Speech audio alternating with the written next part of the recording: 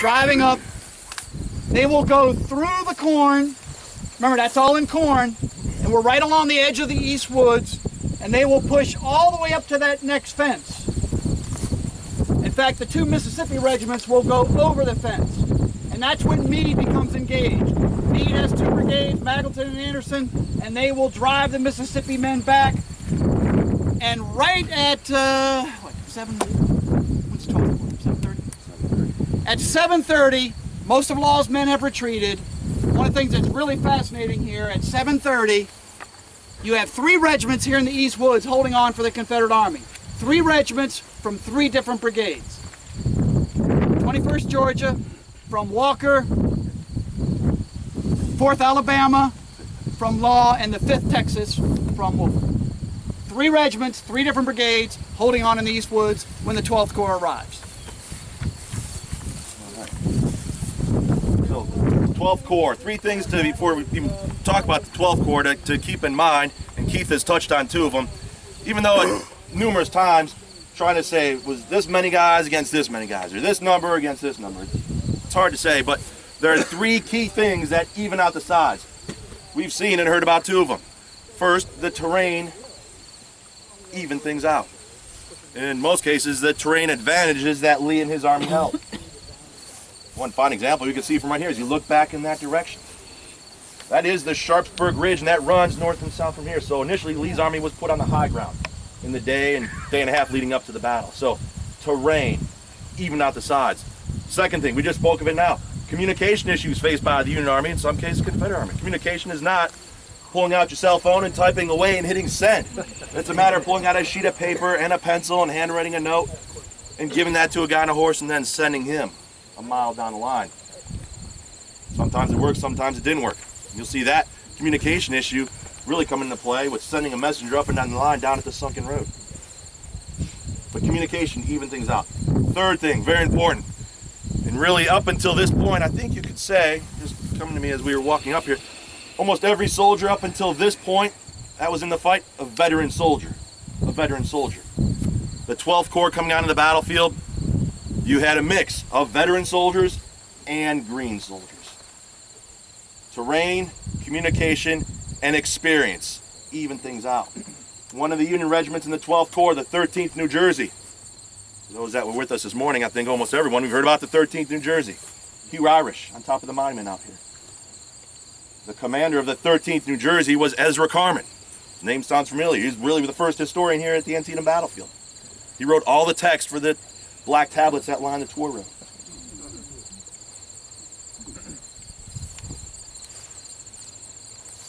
Ezra Carman, commanding the 13th New Jersey, he remembered on the morning of this battle, not another battle, of this battle. He had a green regiment. He said he remembered as he was moving towards the battlefield in a column formation, 4 followed by 4 by 4 by 4 and so on. He said he halted his men along a fence line, a 5-rail fence, post and rail fence. And he used that fence line as a guide to try and teach his men how to deploy from this column formation into this linear battle line, front rank, rear rank, shoulder to shoulder.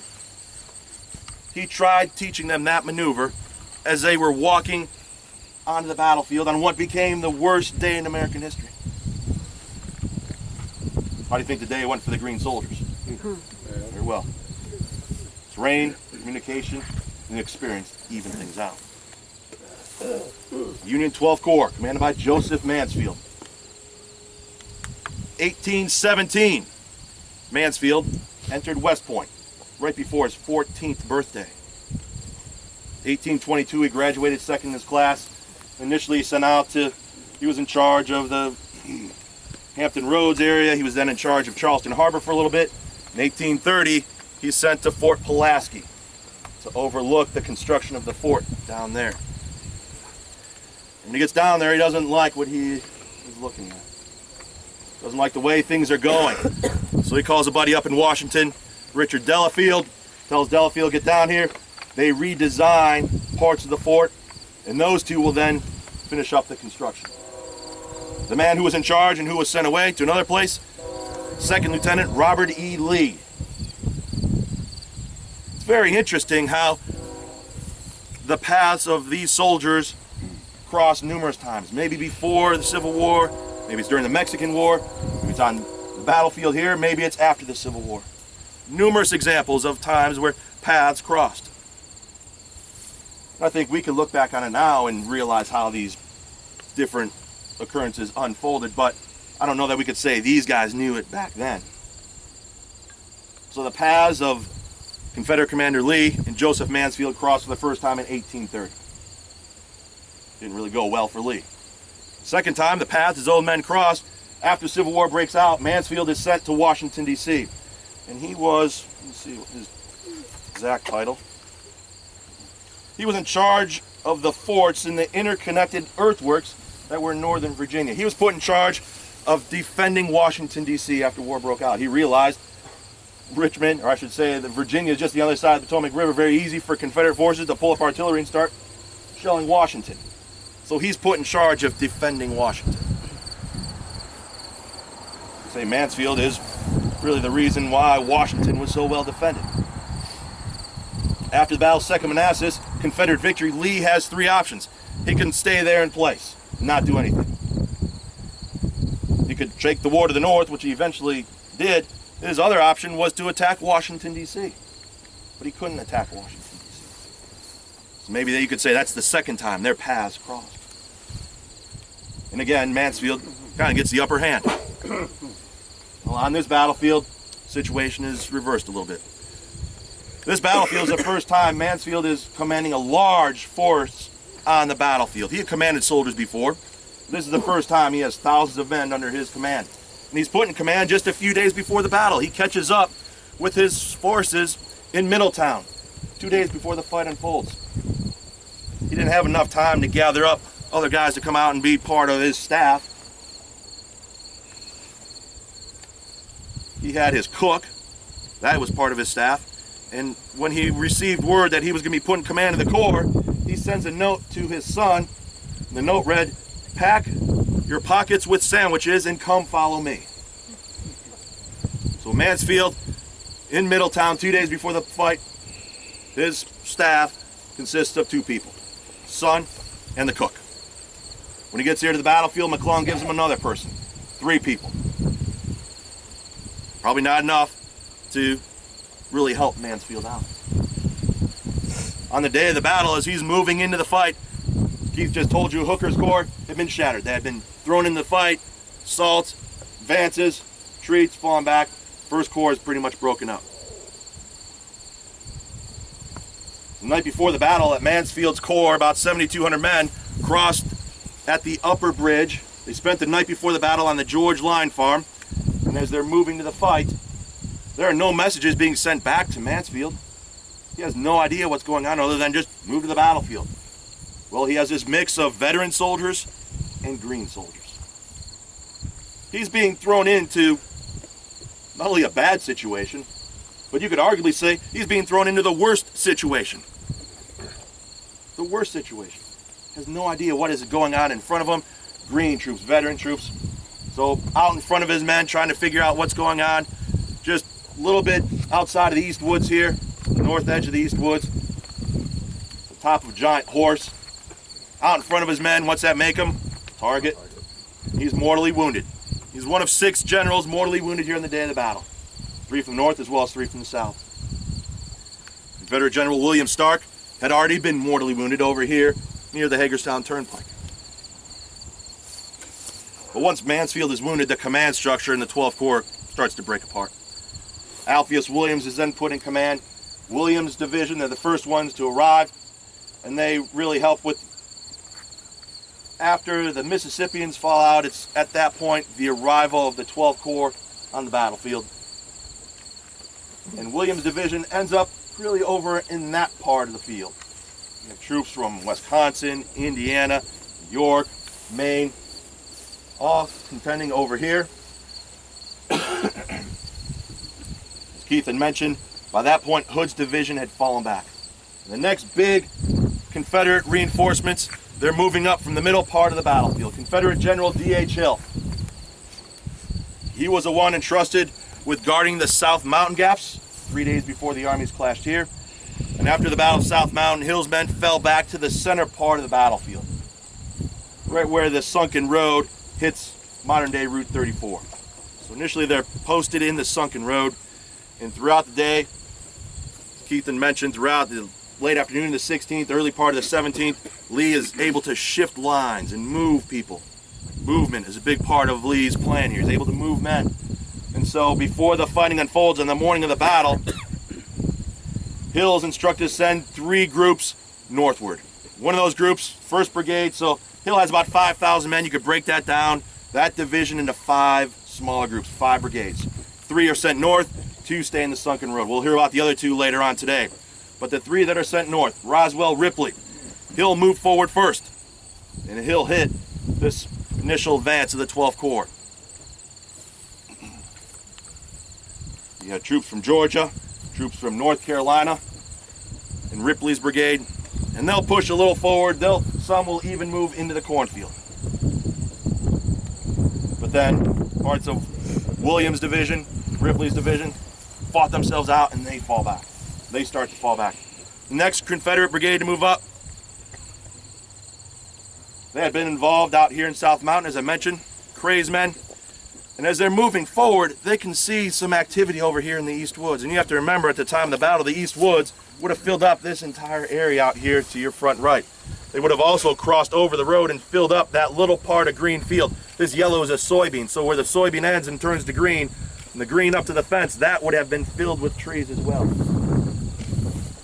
So as Colquitt's men are moving through the Wilson field behind you, they see some activity over here. And because of what had happened to these Confederates up at South Mountain, they were flanked, overrun, lost many of their men. It was just this movement of Union forces. That was enough to cause these men, they thought they were going to be flanked again, and then panic ensued in the line, and they just turned and took back off. So that second attack didn't really help out.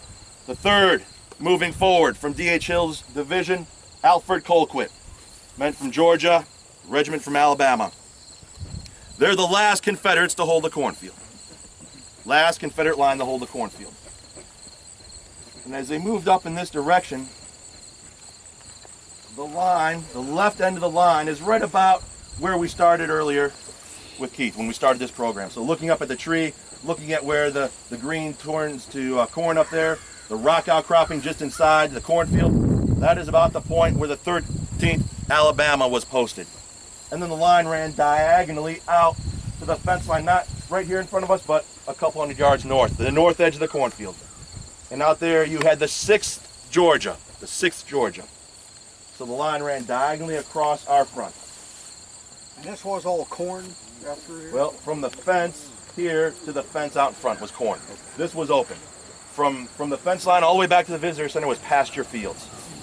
On the other side of that fence, you had again a pasture field, and then a plowed field, and then the north woods. So everything is wide open, from the visitor center to the trees out to our front, all open except for about 25 acres of corn. Soldiers said about 7 or 8 feet tall. So the Union 12th Corps, after Mansfield's wounded, starts to break apart. Williams takes command. As I said, Williams' guys are over here. They fell back. The next large Union body of forces, commanded by George Sears Green. Now, as they're moving to the battlefield, they're moving from a direction out here to your front right. As I said, they're moving off the George Line Farm. And as they're moving to the battlefield, you have to remember the 6th Georgia is right out here along this northern fence line. And as Green's men are moving through the East Woods and through the fields even preceding the East Woods, they're in some open fields, they're in some plowed fields, they move through a narrow cornfield, they cross over some fence lines, and then they're in this northern tip of the East Woods. And if we were to walk out there today, we'd be moving through low ground, low ground, low ground, high ground, and then right on the battlefield. The trees here to our front right, about 20 yards inside those trees, the land drops off rather quickly. And so again, reversing that. Low ground, high ground, they're right on the battlefield. Now leading the advance in Green's division, you had soldiers from Ohio and Pennsylvania. Hector Tyndale's brigade. Eugene Powell was one of the commanders in an Ohio regiment out there. You had 3 Ohio regiments, the 5th, 7th, and the 66th. In those 3 regiments, you only had 425 guys. And before they went into battle, the commanders got together and said, well, let's try to come to consensus here. And instead of carrying 3 sets of regimental colors, let's consolidate. Let's just carry 1 to make it a little bit easier. Well, guess what? They couldn't come to a decision. Couldn't come to a decision. So 425 guys, 6 battle flags across the front of 425 guys. But as they're moving to the field, they get right towards the edge of the woods. They're able to look out across the open terrain. They see some corn. Eugene Powell, one of the commanders in the Ohio Regiment, said, "Mist and fog rendered everything obscure and uncertain, but peering through the cloud of vapor, I noticed a line of the enemy standing just beyond and behind a rail fence." He gave the order to fire. No sooner did he give that command, the man commanding the regiment next to him, Orrin Crane, said, "No, wait, don't fire. Those are our own men." The high point of the action out here. These 2 guys from the Buckeye State are standing there butting heads, whether or not to fire 20 yards away. Very quickly, Eugene Powell went out in the argument, and he gave again the order to fire. For his men, for the Union cause, he made the right decision. They fired right into the faces of the men from the 6th Georgia. In Tyndale's brigade, you had these 3 regiments from Ohio, 425 guys. You had the 28th Pennsylvania, over 700 men in that regiment. A new regiment, a brand new regiment. 28th Pennsylvania, they end up arriving right on the flank of the 6th Georgia. 6th Georgia is getting hit in the front by the men from Ohio, and then they get hit on the side by the men from the 28th Pennsylvania. Alfred Colquitt, the commander of this line out here, he said, "We were exposed to a fire from all sides and nearly surrounded. The enemy closed in upon our right so near that the ranks were scarcely distinguishable. Heavy hand-to-hand fighting broke out here in the northeast part of the cornfield. Men using their bayonet. If they didn't have a bayonet, they're turning their musket around and using it as a club to strike down their opponent." 6th Georgia took about 250 men, no more than 250 men into battle. The day is over. 198 killed or wounded. 198 out of about 250. 6th Georgia could not hold that position. They tumble out of the cornfield. The next regiment down, the 27th Georgia, their flank is exposed. They fall back. Then the 23rd Georgia, then the 28th Georgia, and then finally up here on the high ground, the 13th Alabama. They lose their colors up here in the cornfield. The soldier from Ohio was able to capture them and was awarded the Congressional Medal of Honor for that action.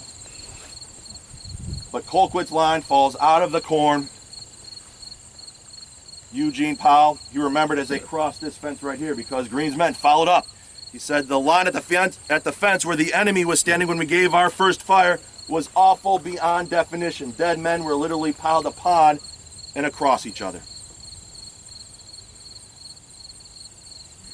The Greene's forces advanced towards the south. Confederates are heading back that direction, out in front of the church, right where the Smoketown Road runs into the Hagerstown Turnpike.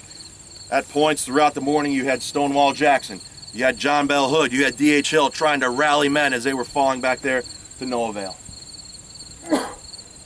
Greene's men pushed south, and about where the Moomaw Farm Lane is, you can see where the fence kind of changes from the 5-rail to the worm fence up there. Is a grouping of about 4 telephone poles. That's about the point where the right end of Greene's division crosses over the hill. Over here to your left, you have Stainbrook's brigade, part of Greene's division, men from Pennsylvania, New York, Maryland. They're all moving past the burning Moomaw Farm. At that point, the Moomaw Farm had been set on fire. It was the long-range Union artillery on the other side of the Antietam Creek and the advance of Greene's men pushing south. Those two caused Confederate artillery, commanded by S.D. Lee, that was posted up on the high ground where the visitor center stands. The appearance of Greene, it was a long-range artillery that forced Lee to fall back off of that high ground. And so as men, or I should say as Greene's men disappear over the Smoketown Road Ridge, at that point, things on this northern end of the field started to quiet down. And it was at that point, again, we're looking at about right about 9 o'clock in the morning, from the sunken road to the North Woods, on this side of the Hagerstown Turnpike, no Confederate forces. No Confederate forces. And it appeared that if the Union Army could find some more men and throw them into the battle, they might be able to capitalize on this plan of George McClellan. Hit the flanks, and when one of those ends collapsed, a grand charge right through the center. So if the Union forces can find some more men, throw them into the fight, you might be able to roll up this end of the Confederate line.